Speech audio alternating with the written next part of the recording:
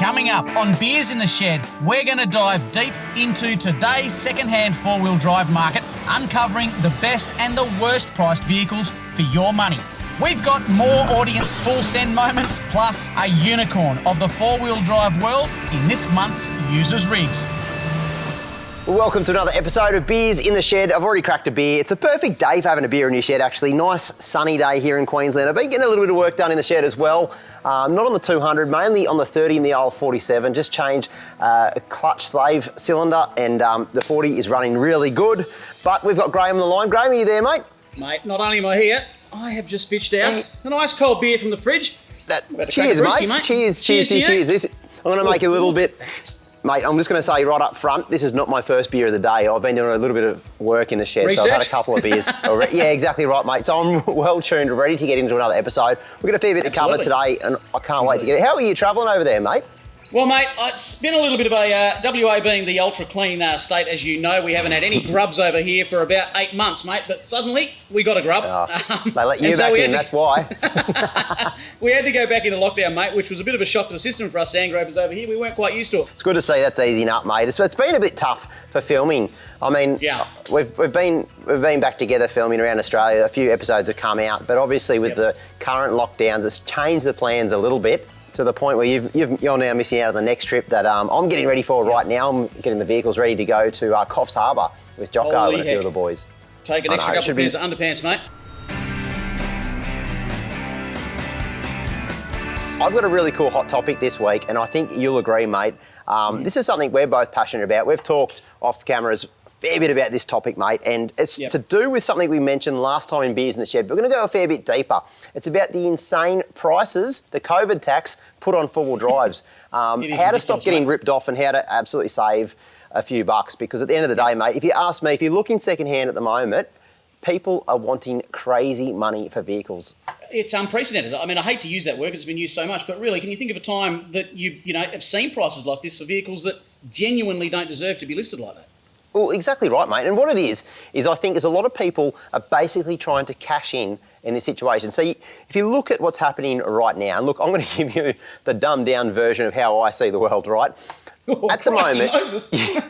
We're going deep here. At the moment, there is a shortage in supply, not just in the aftermarket scene for bull bars and suspension and things like that, but also in new vehicles. So, that's right. For the first time, if you want to go out and buy a 200 like the one behind me here, you've got Buckley's unless you want to pay through the roof. So what's happening is a lot of people are taking advantage of that. And if they've got something, whether it be an old GQ or a busted BT50 or something like that, they're going, I'm going to sell this for triple of what I bought it for because I probably can. Or if they can't, they're still going to try. And the problem is all the prices are going through the roof. Now, if you're a four-wheel driver who doesn't understand the value of certain things, you might be tempted just to pay for something for convenience to get that vehicle you want or dreamed about.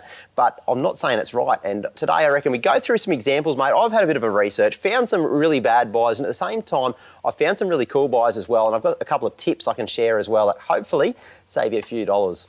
Mate, what I've done is I haven't necessarily gone with what I would consider to be bad buys, but I have had a look at a few bits and pieces here that caught my eye on models that I'm pretty passionate about, those being, this one behind me for a start, the old patrols that are out there at the moment, going through to the new patrols, just to show people and give people a bit of an idea of what I'm sort of seeing out there market-wise. So, mate, the first one I found, look, and I want to really stress this at the outset, these vehicles that I found are awesome examples of their calibre, but, gee whiz, have a look at the price they're commanding. This one here is a 1994 Nissan Patrol GQ. Now, look, it's immaculate. Let's say that. It is immaculate. Yeah, but the old girl's done, 134,000 Ks, which is pretty good for that vehicle. But for 30 grand, 30 grand. For $30,000 for an old GQ. 26, 27-year-old vehicle, yeah. Is it lease run or coil cab? I think that one's leaf, mate. That's a very old vehicle that is extremely expensive. It looks nice. It is one of those things. Now, let's have a look at this next one.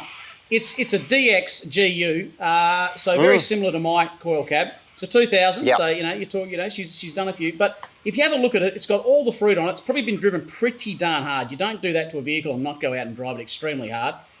It's got a few kilometres under its belt, mate. We're talking 350,000 Ks under its belt, so she's no spring chicken. And we're looking at around 50 grand, man.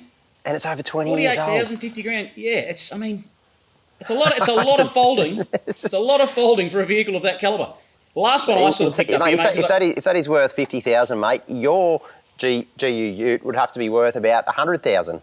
That's well, settle down. I might retire on that vehicle just yet, but look at it. You combine that with Shorty, mate. You look at this whole thing behind me here. Oh, holy heck. I'm sitting You're going to be retiring, mate. You're going to be done.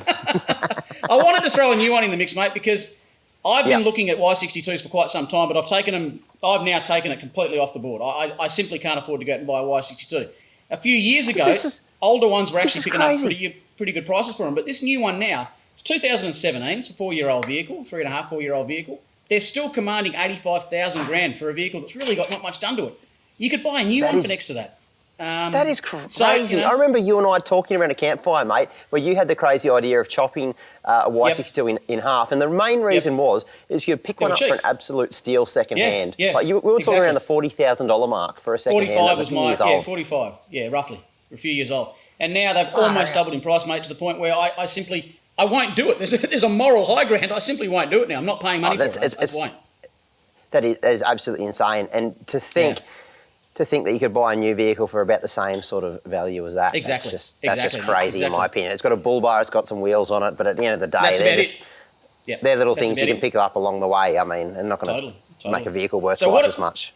What did you come up with, mate, in the Toyota factory? Well, I did look at Toyotas because I'm quite familiar with Toyotas. I'm looking at second-hand cars all the time. I get to know the prices pretty well. I'm going to tell you, just before I show you the vehicle, first up, that Sooty is a turbo diesel 80, and when I first bought Sooty 80 odd trips ago, when it wasn't immaculate. It was a second-hand vehicle with about just under 400,000 Ks on it. Had a 1HDT. Did you get it from Cairns? In good nick in Cairns.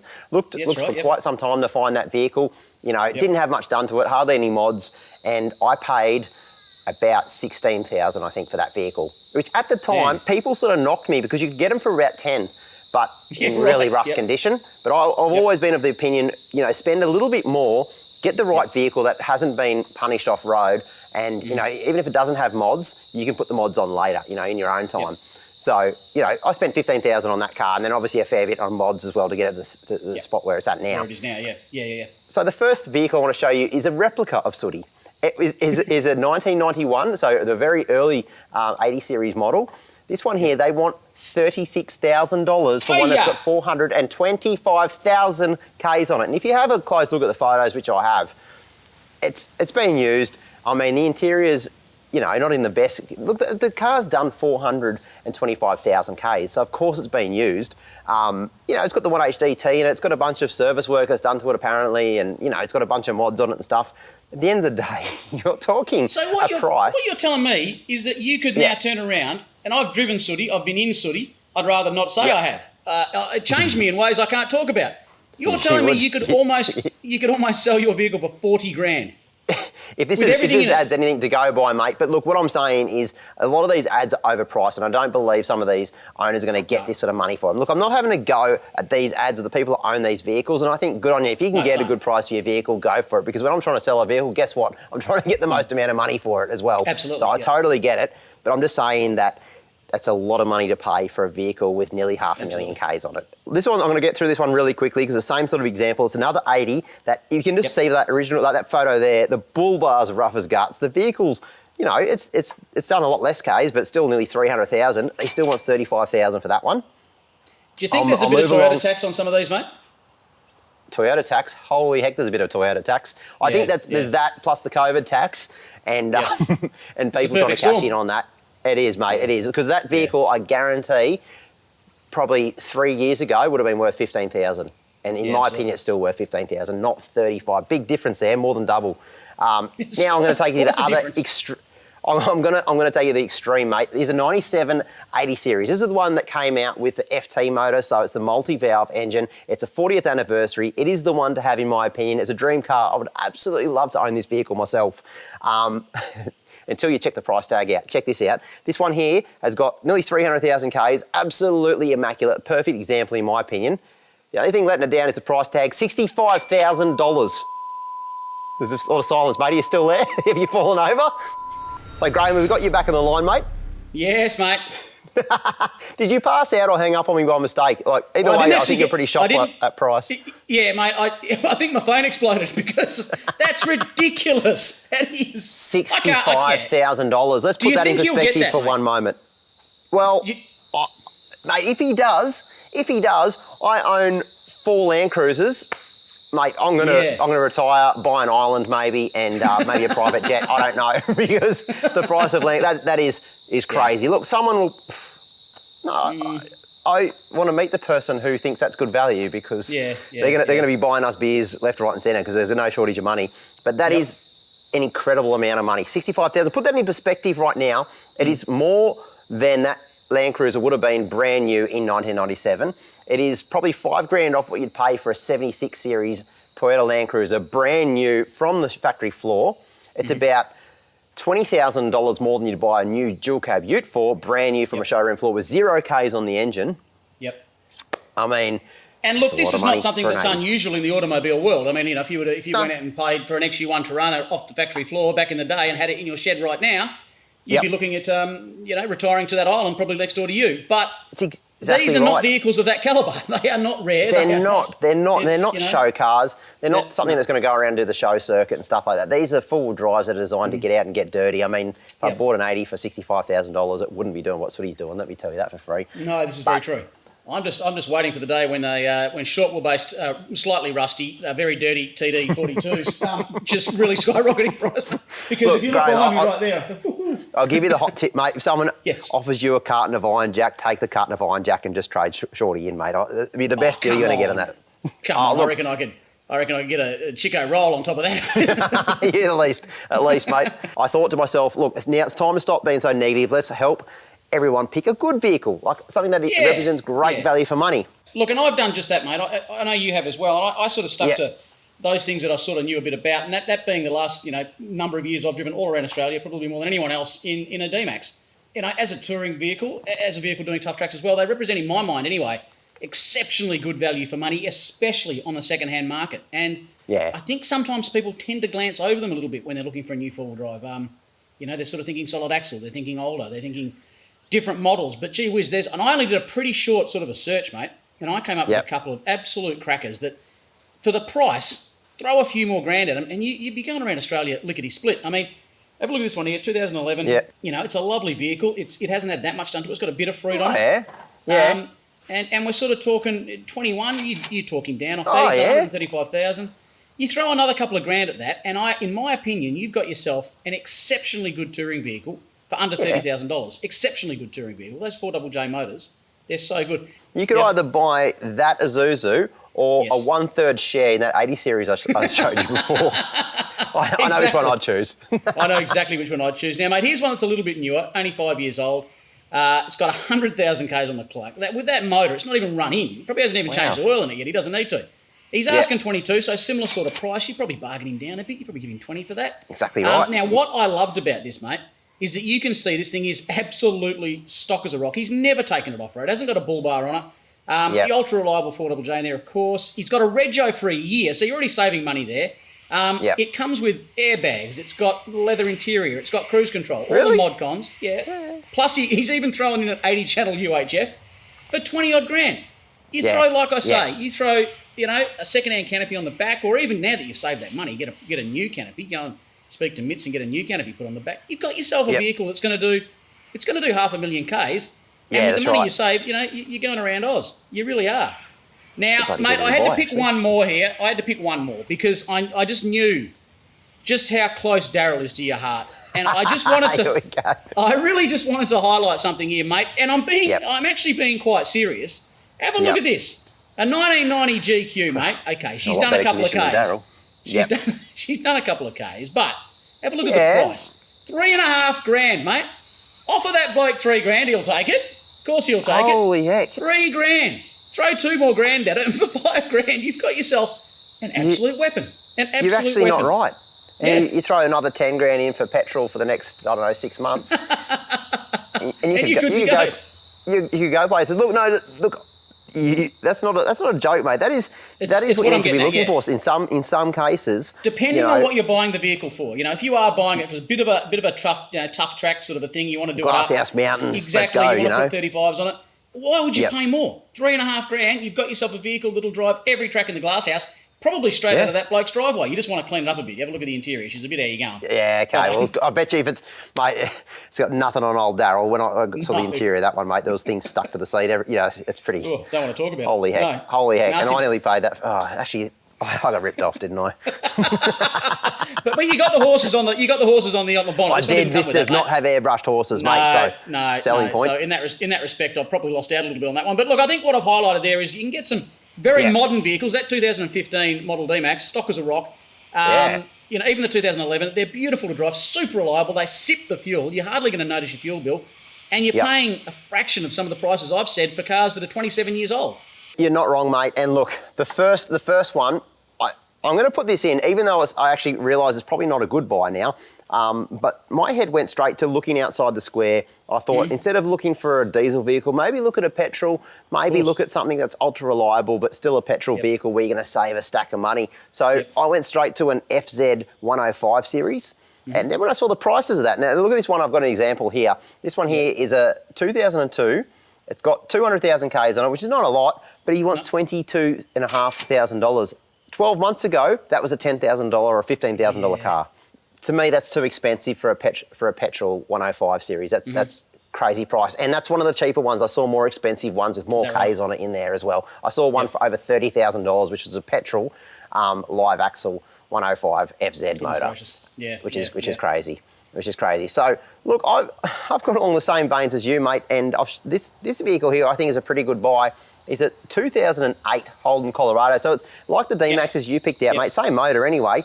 And same lines.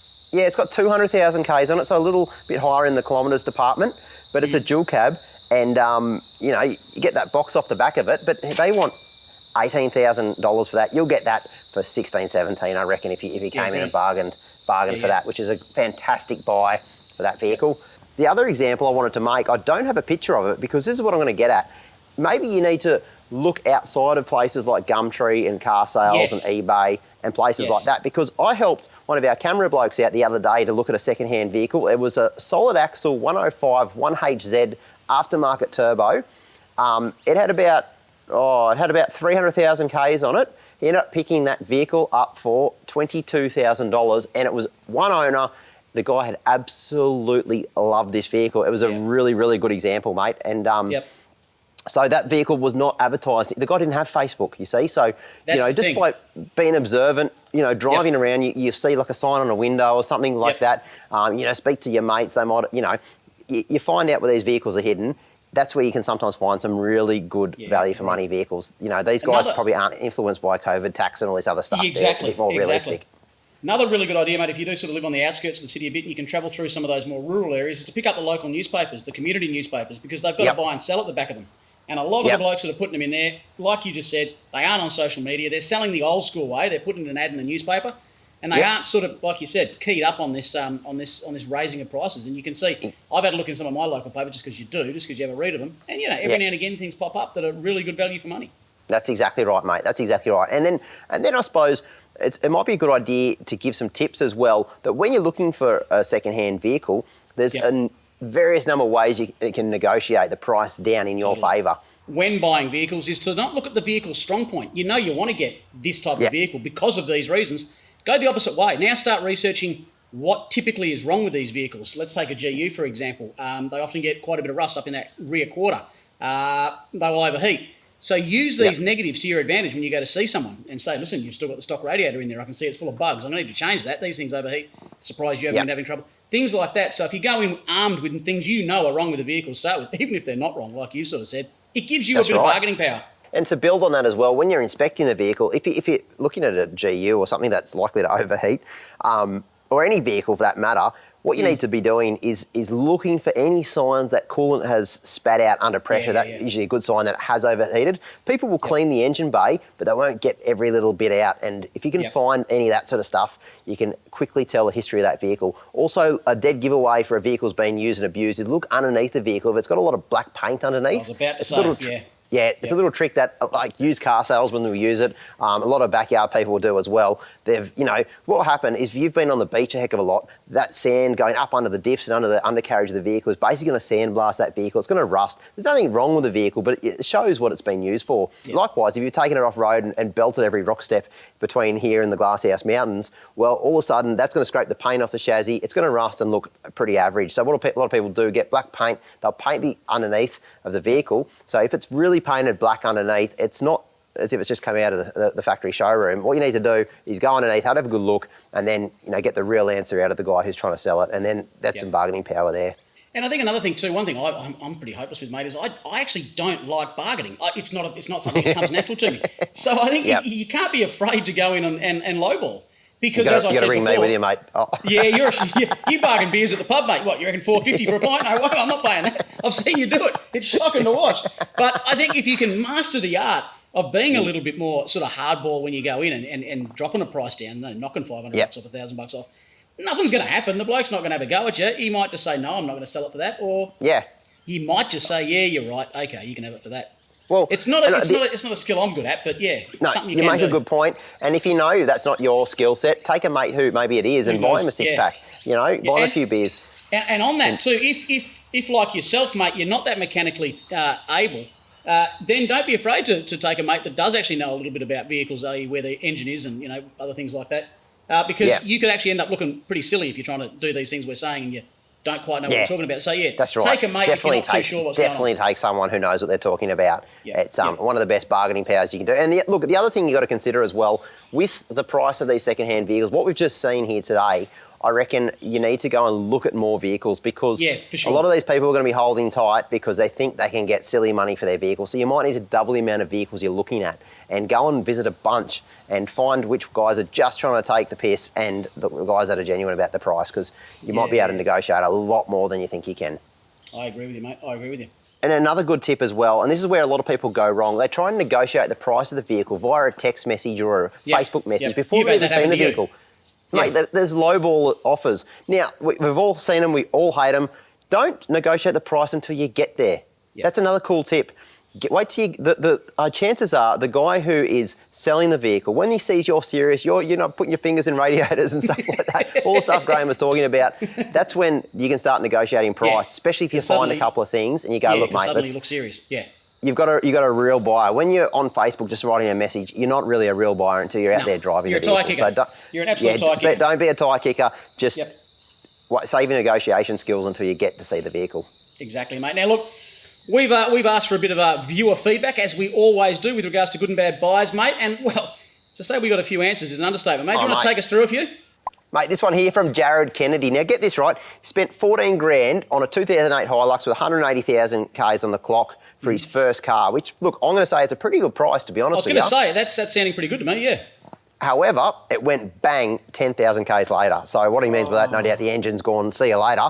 That's heartbreaking. Now he's up for another $10,000 to spend on that vehicle. So that's heartbreaking when that happens, especially so close into buying a new vehicle. Your first car too, ouch. Here's one from Kirk. I bought an immaculate 2-ton 91 GQ Shorty, had it for 3 years, drove a total of 500 Ks on it, so probably 500,000 Ks on it, paid $6,000 and he sold it for $9,000. So, old Kirk, mate, he's making money driving Nissans. I'm just looking back at mine right now, it's winking at me. What Kirk hasn't told you, mate, the price of his house from parking a dirty old GQ at the front has gone down about $200,000. Elevated, yes. He's now got the richest house on the block. Good on you. No, that's right. That's right. This one here, mate, Sam, $4,500 for a twin lock 60, no rust besides a small bit in the guard, but they've all got that. It's taken him everywhere he's ever wanted. Now, mate, under $5,000 for a four-wheel drive that's twin locked, it'll take you anywhere in Australia. Mate. Admittedly quite slow probably. I know, Sam, what they're like, mate.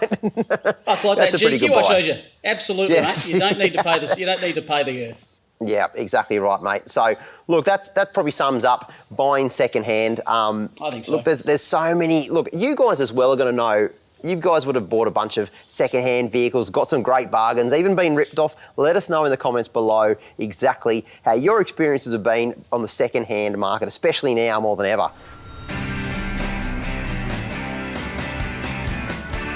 Thanks, boys. The deal of the week this week is from Oricon, and it's an absolute cracker. Have a go at this. Right now, you can get one of these UHF 305s and a 6.5 dBi antenna delivered to your door with free shipping anywhere in Australia for just $199. This whole setup would usually cost you over $300, so you're saving heaps of money. Also, have a look at how compact this UHF is compared to my phone. It's tiny, which means you can put it pretty much anywhere, particularly if you've got a modern four-wheel drive. Super easy to save on space. You can also flip the screen around as well, so the display, if you want to mount it that way or that way. And a 6.5 dBi antenna is the perfect all-rounder. So if you want this set up for your vehicle, jump on it quick at oricom.com.au. I also remember young Nixon. Of course I do, mate. Of course I do. Mate, and those that don't remember young Nixon, we did a little episode, actually the first trip in the 47 series, where we actually did a little bit of a fundraiser for Nixon. He's got a very rare form of cancer. He is over in the US right now because of you guys, because you guys raised a huge amount of money via 4Drive 24/7 to send him over to the US to get this special treatment. Anyway, we heard back from his dad and Nixon, the whole family, and mate, they've got a really cool story to share. Hello everyone. We made it to New York. We've been here for 8 weeks now, and Nixon's had 3 of his vaccines against neuroblastoma. 3. And they've gone really well. Nixon's done great. Having the vaccines, it did cause a sore leg for about 3 days, so he didn't walk for 3 days, but other than that, he was very brave. He does with the needles. He has an oral dose called beta-glucan, so he has 30 mils of this every night. So he'll have that 2 weeks on and 2 weeks off for the next year, so we'll bring that home with us to continue at home. And other than that, Nixon is doing really well, so being off chemo for so long has been great. The COVID's pretty bad over here, so we've been isolating as much as we can. Can't wait to go back home and start camping again. But we'd like to thank you everyone from 4Drive 24/7 to making this possible. We wouldn't be able to do it without you guys. You guys are legends. Thank you. Mate, I don't know about you, but I got a little bit flustered up watching that then. He looks stoked, doesn't he? He's looking real good too. He's looking real well. He does. They're happy. They're frothing on things, and it's just a real testament to the four-wheel drive community. I mean, to be able to help out in the manner in which we did to get them over there and to get that work done. I don't know. I get a bit emotional, mate. I can't wait to catch up with him and say good day in person. That's a cool thing. Like, Dan and his family, they're not just local to me here in my little suburb here, but they're four-wheel drivers. They're part of the community, and to see the whole of Australia get behind them like that is just nothing short of amazing. Okay, it's time for one of my favourite parts of the show. It's a Show Us Your Rig, where we get to see people's rigs, and mate, we get some cracking ones sent to us every now and again, mate. If you're lucky enough, you'll get sent a rig you won't forget. And we've got a couple. You got a couple in this episode where, mate, we've got some outstanding rigs. And just on rigs, we've asked for people to use the hashtag 4Drive 24/7 rigs. Mate, that has got over 42,000 posts that people have used that hashtag. So it's a lot, isn't it? Finding rigs, there's no shortage of them out there, mate. No. Even a couple of them slide into my DMs, mate, and there's just rigs everywhere these days, and people are modifying vehicles. That's what you want to see at the end of the day. Here's another one for you, mate, as well. Yeah. If you want to get a shout out on our Instagram, now a lot of people want to do that because it's quite a popular site. Use the hashtag 4Wheel Drive Fridays, and every Friday we're picking up one of the rigs from that hashtag just to basically do a shout out. So it's a pretty cool thing. If you've got yourself a cool rig, make sure you use that hashtag, and also get a shout out on the 4Wheel Drive 24/7 Instagram page. I'm going to put all the photos I've taken of Shorty, and I'm going to put that hashtag in there, and maybe you'll say something nice about one of my four-wheel drives one day. Very unlikely, mate. Very unlikely. And like always, we've got a stack of prizes to give away. Now, you might have noticed this one here. This is the bogged and burnt stubby holder from Snatch Clothing. Now, you're not necessarily going to win this one, but we've got a stack of new products. That's the point I'm trying to make at Snatch Clothing. So if you haven't been on the website for a little while, we've got some really cool stuff. A stack of new stubby holders. I'll run through these real quick. We're going to be giving away 3 of these new stubby holders, so you can test them out yourself for the winner of the best rigs. Now, this one is the full scene one with Daryl on the front. What's cool about all these new stubby holders is they've got stronger magnets in the back, so they can hold a full beer up against the side of your vehicle or on the fridge. Also, a little strip of Velcro. You're thinking, what do I use the Velcro for? If you've got drawers in the back of your vehicle, anything with marine carpet, bang, these stick on really well. So new upgraded stubby holders, plus we've got some new flanos, mate, a whole stack of new gear out there. So the winner is going to get a snatch pack of all our new gear, mate, all the new stubby holders, a new flano as well. They're just going to kit it up with all the latest and greatest, mate. So let's get into it. They might be driving a Lada Niva, but they can still look cool. Mate, they'll be looking cool. They'll be looking cool. Look, the first rig, mate. Check this one out. This is a really cool Defender. Now, you're not going to hear me say that all the time, but it's called the big black Defender, and you can see exactly why. It's big and it's black. I've seen things advertised like that before, mate. It's not like that, I tell you what. And it means business, mate. Look at it. It's an absolute beast. It's over in the UK and designed just to go wheeling. Yep, this rig right here has been built as a simple but capable wheeler to eat up the lanes and trails of the UK. Bought a year ago as a mint second-hand stocker, the 2007 110 Defender has had a complete suspension overhaul, with a 3-inch lift and 5-inch shocks sitting on 35s. The engine has been remapped and a straight-through exhaust and large intercooler has been added, which has upped the power to around 180 horses and 440 newton metres of torque. With a winch and a bull bar added, there's not much in the UK that can stop this beast from doing one thing. We all know what that is: sending it. Here we go. Check out Ben's chopped 80, mate. This is one of the sickest 80s I've ever seen. I'm going to say it. This is, holy heck, holy heck. A little bit of drool has just come out of my bottom lip here, mate. That is a Mac. He's done a lot of the work himself, and it's just one of those unique vehicles. You'll never see anything like this, mate. That is as neat as that thing. This unique build started with a simple 1HD FTE conversion a few years ago. But before long, Ben made the decision to chop and chassis extend the 80 by 500mm to create his ultimate tourer. The vehicle now boasts an impressive mod list, including twin lockers, 3-inch lift, 2-inch remote res shocks and upgraded coils. He's trussed the front and rear diffs. He's got a hydro brake booster, long-range tank, custom 3-inch stainless exhaust, an aftermarket airbox and snorkel, and of course he's got a Runva winch up front. The interior is completely reupholstered with custom overhead and door pods. Mate, that 80, Ben, holy heck. Yep, that is an absolute beast, mate. Check out this one here. Now, this one comes all the way from Poland. It's, do a double take on this vehicle. You'll notice there's only 2 front doors. What the heck is wrong with that, Graham? That's a shorty GU, mate. I have, that's almost that's the unicorn in Australia. Now, there used to be one, there used to be one in WA. It was actually owned by a bloke who used it in the West Australian off-road racing scene, but he had a high-speed off and rode it off, and I've not seen one since. His was blue in colour. I have coveted one of these. If one came up tomorrow for the right price, I'd grab it, but they literally are. They're like rocking horse poo, mate. You just don't see it anywhere. They're like chicken's lips. That's what they're like. You just can't find them. Hi guys, I'm Dominic from Poland, and this is my big orange toy. Dominic has been slowly building up this gorgeous 1999 Y61 Patrol since purchasing it 5 years ago. The 2.8 litre turbo diesel is now matched with a hybrid turbo and straight-through exhaust, and the vehicle is fitted with a 2-inch lift, 5-inch shocks and 35s. Along with front and rear bars, front winch, light bar and snorkel, the Y61 has been completely rapid and kitted out for camping with 12-volt drawers fridge. He's got a diesel heater for those cold weather conditions. Dominic likes to give the old rig a hard run on Poland's tougher tracks, and the big orange truck seems to be more than up to the task. And if one of those came up for sale in Australia, I'd sell me mum to buy it. Sorry mum, it's true. Time to pick a winner, and this one here, mate, this is Trav's N60. It's an old Hilux. He said it's inspired by Jocko, mate. Not a lot of things are inspired by Jocko, mate. You've got dramas, Trav, when you're taking tips off Jocko, mate. No, look, it's a cool rig. He's done a lot of the work himself, mate. Goes to show you can build up an old Hilux to tackle just about anything. That thing, I'd feel comfortable taking that thing around Australia tomorrow, mate.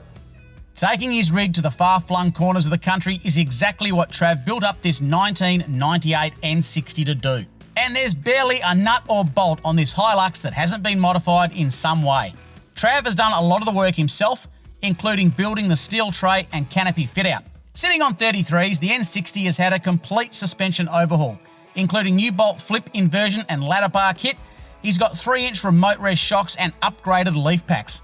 The tail shaft has been converted to a single piece and an aftermarket turbo added along with a front mount intercooler. He's got a 4-inch stainless snorkel and a custom airbox. Now, the 12-volt fit-out includes 2 auxiliary batteries. He's got 2 fridges, built-in air compressor, and of course a travel oven. Other accessories include a light bar and spotties, bash plate, camp lights, reversing camera, jerry can holders, among so much more. Trav reckons he hasn't even finished this build yet, with plenty more mods to come. He deserves to win that, mate. Exactly right. Trav, you've got the vehicle, mate. Now you're going to be kitted out with the latest Snatch gear. You're going to look the part and also have the right vehicle, mate. So that is an absolutely machine of a little Hilux and ready to turnkey and drive just about anywhere, I reckon. I reckon it is, mate. Now, look, folks, for your chance to be featured on here, you might be in Poland, you might be in the UK, you might be in Russia. I don't know where you are right now, but if you've got a sick rig, well, hashtag 4WD247 rigs, and we're looking for them every week, so get them in there. You just never know. You might just be, well, you're not going to be famous. It doesn't really, you might get a stubby hole on a shirt, but you never know, mate. You got to be in it to win exactly it, mate. Right, mate. And if you do want to be famous, maybe a little shout out is more your style. Try the Full Drive Fridays, hashtag Full Drive Fridays, and hopefully we'll give you a shout out on our page as well. It's all about giving back to the community, mate. Absolutely, mate. Now, do you feel like failing? Oh, very good at it, mate. So what have we got installed this week? Because I love this bit.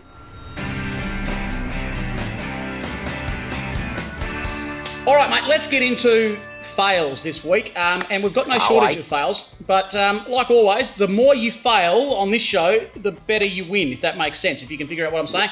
This week, you're going to get yourself a full send shirt from Snatch. I love seeing people wearing our gear, mate. And there's a shot right here. This is not a fail at all. This is a win. It's a huge win. This was sent in by Jack. This is obviously Jack and his crew out on the beach, Australia Day. And every single one of them is wearing our Australian T-shirt. I reckon that is pretty bloody fantastic, mate. Absolutely, mate. It's very popular with four-wheel drivers, I reckon, and it's because it speaks to four-wheel drivers. This is a brand created by four-wheel drivers for four-wheel drivers. I'm pretty proud of it, obviously. You said they'll win themselves a full send shirt. I'm going to chuck in a full send stubby holder as well, mate. Now we have those. Settle down, you. Goodness gracious. Exactly right. And I can't wait that people start using these because I like they're ingenious, mate. They're the Velcro and the strong magnets in there. I reckon that's probably the only place in the world, we come up with inventions like that to hold our beers better. I think that's just very I know, awesome, we take mate. it pretty seriously here in Australia, don't we? We do. Now, we don't muck around. Talking about serious, some of these fails are pretty darn serious, and some of them will have you scratching your head wondering just how they can happen. Now, just have a look at this here, mate. We've got Rob. He's look at that. he's not been able to get up this, reversing up out of the glass house there, and somehow reversing out, he's busted two CVs on the way out backwards. That'd suck. That's a recovery. What do you do there? All within like 2 seconds, his day was going really well. Yeah, and his mate's down the back there, hands on hip, and he's just gone, you fool, you idiot. We got another bloke called Robbie. It could be a theme. We got Robbie. He's a fun night out. He gets a bit of peer pressure, and he's lining up. Oh my goodness! What's he going to do in this one? You can just tell. Let's look at that bog hole. It's deep before he even gets into that. I don't think momentum was going to be his friend, and it really wasn't. There's a huge bang. Things have just gone. What was that bang? What was that bang? It could have been Robbie. Actually, it could have been Robbie. It sounded like the motor just popped. I don't think they're supposed to do that. It was either that or Robbie. One of the two exploded inside there, mate. A little bit more gently next time, mate. Now, this one here, I'd like to know what's going on here. This is spotted by James. He's made there's a floating roof rack and a rooftop tent. I'm assuming there's a vehicle attached to it. But have a look where it is. He looks like he's in the middle of the ocean. You just thought, heck, we can't fly internationally, so I'm going to drive internationally. We'll drive to Spain. Didn't quite work out for him, as you can see, but at least he's got ocean frontage now, mate. So he's increased in price. Oh wow! Now have a look at this. This is actually a pretty good drive. This is wild. Big Blue sending it in the UK. Now you're probably thinking to yourself, the noise. Probably thinking to yourself, that's actually not too bad, but all he said is, sadly, the ECU didn't like it. So I'm suggesting there's been some really ingress. Yeah, over there, and it wouldn't have been a cheap exercise. No, it sounds like a real quick fix when your whole computer system lets go. Little Red, we've had a couple of cracks at that. Little Red, tough track. Now, you want to take that one really slow and easy, really? Yeah. Or you could do what Oliver does. Have a go. He's done a diff. Look at the metal in there. That sounded like a diff. And that's a nice straight Prado. It was. At least the Prado's still straight. The diff's not, but the Prado is. It wasn't capable enough to get up to do panel damage. Just the start of the track. That's right at the start. Now, speaking of the start, mate, if you can just flick down to the next photo we've got here. We've got Ashley. Whoa. In the little Zook. that actually it's couldn't. little red as well. Yeah, little red right down the car park. Poor bugger, he hasn't got quite up the first step. And I kind of know what... I Yep. reckon he's just dipped that I've left hand been in. that close to doing the exact same thing myself Yeah, in the 80 series. yeah, So Yeah, I get he's it. just dipped that rear wheel in and he's just gone over on his side. But that would actually, you and I have both done that track, that would actually wouldn't be a real easy place to put that back on its wheels. It's that would be a bit logistical. It wouldn't be. It wouldn't be. It'd be quite the effort. And especially they got a snatch strap. It looks like no one's got a winch. No, you'll need a winch and a pulley block to get that one back on its wheels. So No, that could have they're been going to pull it backwards with a snatch strap, and mate, see what happens. Ah, Hold it's my an beer. old Zook. Who cares? That's it. Who cares? Now, mate, there can only be one winner of a full send shirt, and this one here, this just took my fancy. I think this is. Luckily, it's quite comical what's happened here because it could have gone pear-shaped. Obviously, somewhere extremely slippery. Haven't made it up on the first attempt. They've slid back, and You see, it's going to hit. Luckily, it hits the tray and not the door because that would have been. Not the door. Now, whose fault is that? Who are you putting the blame on there? Well, Jim look, parking I'm going to behind a say, 79 or I'm going to say 79? the bloke who's really eager in the ute who's parked too close behind the 79, mate. Because the 79 couldn't have done anything different there. It slid backwards at a rate of knots. You've got to be prepared for that. That's a trick for young players. At least hit the tray. Yeah, at least the tray. No, I don't think there'd be any damage there at all. Yeah, no, I think no, he's probably just can't open his canopy stuff for camp. Yeah. He's got his beers in that side. He's going to have to drink some else's beers. Yeah. But at least they've got themselves a prize, mate. They've got themselves a full send shirt, and you're chucking in a stubby holder as well. Maybe they can share that. They're both at blame there. Maybe they can share that. So, folks, as you can see, fails. They always make it on the show. We love them. How do you get it? Well, first of all, you got to fail. Now, we know you folks are pretty good at that. Sean and I are very good at that. Once you've failed, everyone's capturing it. I don't even say that. Everyone's capturing things on their phones these days. Hashtag it 4WD 247 fails, 24/7 fails. Put it up on Instagram or Facebook. We'll find it. We'll make you famous, mate. Now's the part of the show where we get to your questions. You see, we go over social media every single week, and the best questions we'll grab and actually put in our show and answer them for everybody to hear. Now, the first question comes from Pete. Now, here's a good one for you, Graham.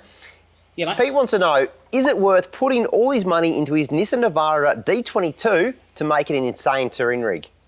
Mate, look, I think this is what we've just been talking about in the hot topic. I think, look, at this stage of the way things are going on the second-hand market with COVID, etc., the supply and demand, I would say if that's a halfway decent example of the D22, I would say yes. Let's put some mods on it. Let's spend a bit of money. Let's bring it up to spec and hold on to it. Because if he sells it right now, yes, he might get a bit more than what it's actually worth, but in order to step into something else, you've seen what the price is like. And he's going to be up for a lot of money. I reckon hang on to that. It's a good little rig. It's going to do exactly what you're after. Throw a bit of coin at it. Drive it around Australia, mate. Mate, here's another question, and this one's directed right at me. It's Cammy's asked this one. Has Shauno ever caught a fish on the show? Holy heck, mate. Holy heck. Now, I could go into many excuses, just like the fisherman I am, mate. And the short answer is I have, but look, it's like trying to go through the archives. You're going to find one or two fish in there, mate. Not a lot of them. The truth of the matter is we don't get a lot of time to fish. We don't get a stack. You know. And when we do, it's usually Graham and I sort of wake up before the cameramen have woken up. That's a good excuse in its own, mate. I'm going to use that one later. Great excuse, mate. We wake up super early, go for a fish, and have to be back before breakfast to film the show and get on with the forward driving. So we've caught some of our best fish we've ever caught on a show we haven't filmed. I'll go with that. I'll back you on that one, mate. Yep. Yeah, but I should probably catch more, unfortunately. I don't. I don't know about this next question, mate. Did you change your name to Jeremy? Very valid. This question comes from Sean. I mean, Jeremy. Does Graham actually take beers in his fridge? Now, well, you answer it as a mate. Okay. Well, go on. So the answer is, this is the truthful answer. Graham takes, he's one of those blokes that'll take a six-pack for a 4-week trip away. And, of course, that six-pack goes in the first night. And guess whose beers he steals for the rest of the trip? That's not it. Look, that's not exactly true. I'm taking a few liberties there. But, Graham, he does take a few beers. But, I think you and I both got the motto, mate, that someone else's beer tastes better than your own beer. And, always does, mate. And if I'm coming in to help you cook, that's sort of like the cooking tax. I get to take one of your beers, mate. And you notice I don't even get upset anymore because, mate, the way I see it, the more of my beers in your belly, the nicer the food's going to taste. This is actually, that's science right there. You're a smart man. You're a smart man. Jackson, he wants to know where's the best spots at Fraser Island to camp. Now, I know that Fraser's very close to your heart, mate, and I reckon I know what you're going to say, but I've got a bit of a surprise answer, but you go first. Well, look, I'm going to say like all the usual spots. I love Sandy Cape when you can get up there. I love camping, even just on the eastern beaches right at the front near south of Cathedral Rocks is a great little spot where you can get grass sort of spots right on the beach. If you've got a lot of southeasterlies, maybe jump on that west side of Fraser as well. Coongal Creek, cool. There's Moon Point, Wynya, all of those places up the west coast are pretty cool. Mate, one thing I found with Fraser is that everyone seems to pick a geographical location to go to, i.e. right the way up the north, all the way over to the west. But one spot that I often see is empty, and we've camped there a couple of times, is directly after you get past Orchid Beach. So all you need to do is get past there and then just pick a spot. You can zip back to Orchid if you want to have a beer or et cetera, et cetera. Good spot. And that first lot of spots just directly after, they always seem to be fairly quiet.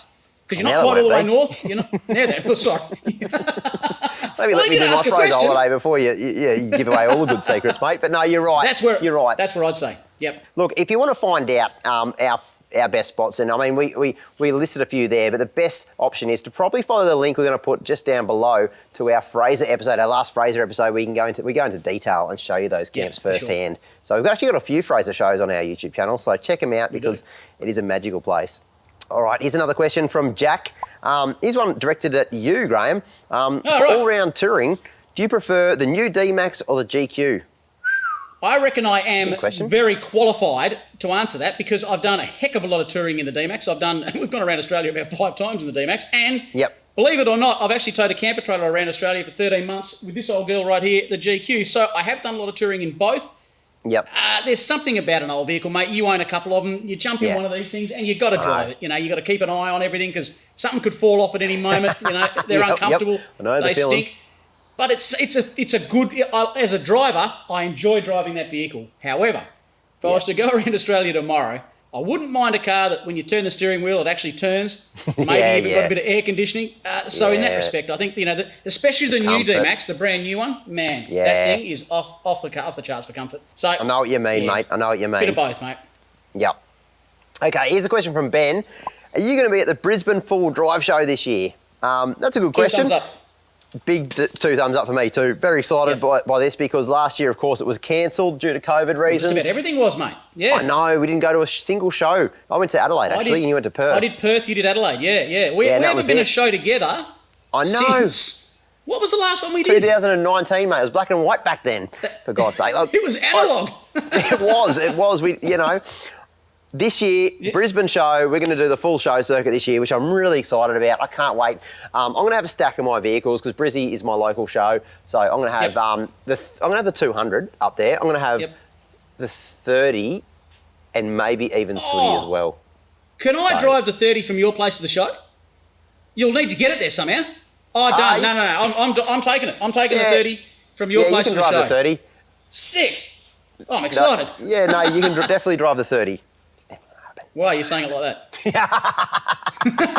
Just cut out there for a bit, mate. Anyway, we'll sort that out later probably. But yeah, look, very excited to go to the Brizzy show. It's going to be an absolute cracker, mate. Now you can drive the 30. It's a beast. It's a beast. So it's just looking forward to that. Yeah, that'd be very cool. That'd be very cool. I'm not going to lie, mate.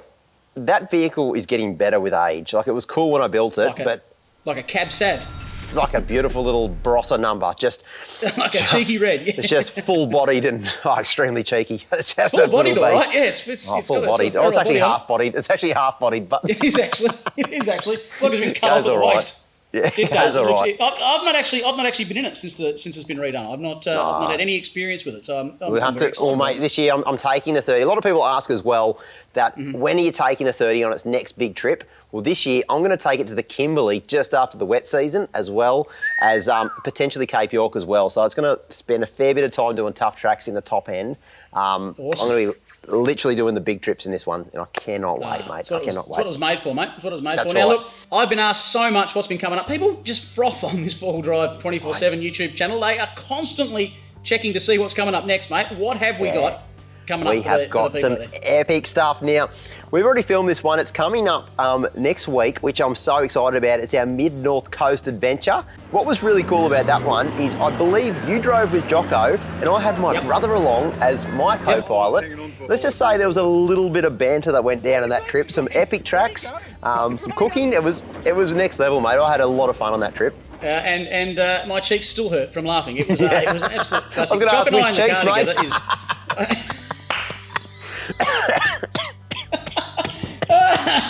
Well, knowing Jock, it could be anything. Yes, it could be anything. We'll move straight on from that one. You're right there, you sound like you're choking. Yeah, no, I think I nearly passed out then. It was a great trip. You guys are going to love it. And if you like funny cooking scenes, if you like tough tracks and a fair bit of banter, you can't miss that one, mate. It's got it all. This could be the episode for you.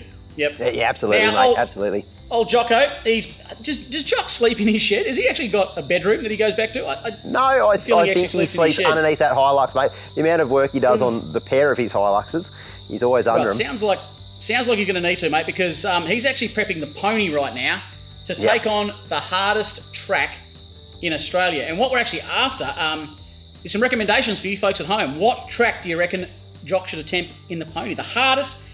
I don't want to hear about your ones that you drove once. I want the ones you've never driven. Track that you don't think anyone can drive. So we'll throw Jocko at it. We're putting the challenge out to Jocko to drive 100%. The hardest track in Australia in the Pony Lux. I like this. I like this. Annoying Jocko. He'll be frothing as well just to be able to do that, to tackle a hard track in that car. Absolutely, mate. So I know a couple of tough ones, but I'm not going to. You guys put in the comments below. I'm keen to see what they're the ones I'll probably stay away from, mate. I'm not that bold. No. Some of those Sydney roads, I reckon, some of the toughest tracks in Australia. Far out Parramatta Road. You tried that one in peak hour? Yeah, tried that one in peak hour. It's very, very difficult. Mate, I reckon we're getting dangerously close. I'm just about done. I'm just about finished with beer. I've got to go and get a new one. Mine is empty. Mine is empty, mate. It's been another epic episode, though. We covered a stack of things today. Hot topic, though. Hopefully that helps at least one or two of you guys out there. I hope so. Save a few bucks, not get ripped off, because now's the time where everyone's ripping each other off by the sounds of things out there, especially in the used car market, mate. So if you guys can save a few bucks, then power to you. I agree, mate. I agree. I think for now, though, let's just say keep in touch, folks. We've got so much coming up. Big year ahead. Big couple of weeks, in fact. Keep in touch. Subscribe on Insta and, of course, on Facebook. And if you like today's episode, well, like and subscribe so you don't miss anything coming up in the future, mate. I'm going to clock off right here because look at that. That's not even an amount of... That's an embarrassing amount of beer. I'm going to finish drinking that. That is done. That is done, mate. All right, well, hopefully I get to see you on the track soon, mate. If not, I'll definitely see you at the Brizzy show, Graham. We'll catch up for a couple of well-earned beers and also catch up with every one of you guys in South East Queensland. Make sure if you're around, come and catch up with us. It'll be Graham's shout for the first 3 days of that show. So make sure you're down there to get a free beer on Graham. That'll be unreal, mate. Suddenly the flights have gotten very expensive. I'm not too sure about it. All righty, mate. Catch up with you soon. All right, I'll catch you. See you, mate.